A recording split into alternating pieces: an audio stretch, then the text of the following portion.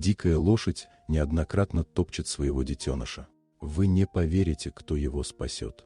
Патрульный внедорожник медленно двигался по проселочной дороге заповедника. За рулем был инспектор Даниил, рядом его напарница Марина. Утро стояло тихое, воздух казался неподвижным, а впереди, на открытом лугу, мирно паслось небольшое стадо диких лошадей. Марина первой заметила неладное. В центре стада поднялась пыль, и одна из кобыл резко выбилась из общего ритма. Она металась и яростно била копытами по земле. Когда машина подъехала ближе, стало ясно. На траве лежал маленький жеребенок, а удары приходились прямо по нему. Оба замерли на секунду. Самое страшное, нападавшей была его собственная мать. Малыш пытался отползти, но не мог подняться. Его тело дрожало, движения были слабыми и беспомощными.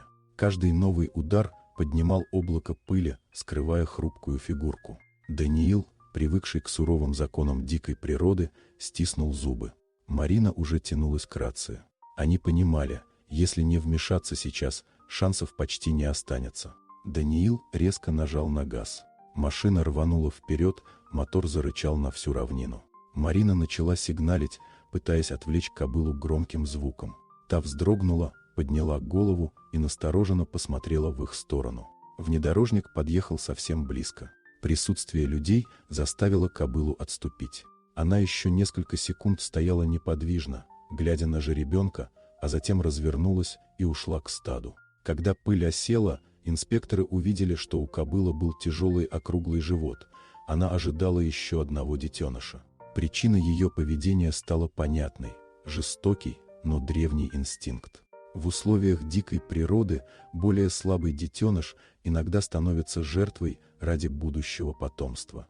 Но для Даниила и Марины это все равно было трудно принять. Они осторожно подошли к жеребенку. Он тяжело дышал, на шерсти виднелись глубокие царапины и кровоточащие раны. Задняя нога выглядела неестественно изогнутой. Марина достала аптечку, а Даниил быстро проверил дыхание и реакцию. Животное было крайне истощено. Они ввели обезболивающее и приняли решение срочно везти его на реабилитационную станцию. Осторожно подняв жеребенка, они уложили его в заднюю часть машины. Дорога заняла меньше получаса, но показалась вечностью. Марина все время следила за дыханием малыша, а Даниил вел машину максимально аккуратно. На станции ветеринары сразу же приступили к обследованию. Под наркозом сделали рентген. Подтвердился перелом задней ноги и множественные внутренние ушибы.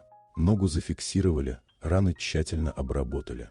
Когда операция закончилась, напряжение немного спало. Ветеринары дали осторожный прогноз. Шансы есть, если не возникнет осложнений. Жеребенку дали имя Лучик, как символ того, что даже в самой жесткой истории может появиться свет. Его поселили в просторный полудикий вольер под навесом, на толстую подстилку из соломы. Первые дни он почти не вставал. Инспекторы навещали его ежедневно, приносили свежую траву и чистую воду. Постепенно раны начали затягиваться. Инфекции удалось избежать. Ко второй неделе Лучик уже пытался осторожно опираться на здоровые ноги.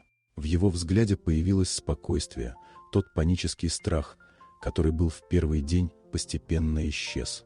Через 3 недели он смог стоять уверенно. Повязки сняли, перелом срастался правильно. Еще через некоторое время жеребенок начал медленно передвигаться по вольеру на всех 4 ногах. Ветеринары приняли непростое решение. В дикую среду его возвращать не будут. Слишком велик риск, что стадо снова отвергнет его. Лучик остался жить при станции, в условиях, максимально приближенных к естественным, но под защитой людей. Иногда законы природы беспощадны. Но в этот раз между инстинктом и гибелью встали люди.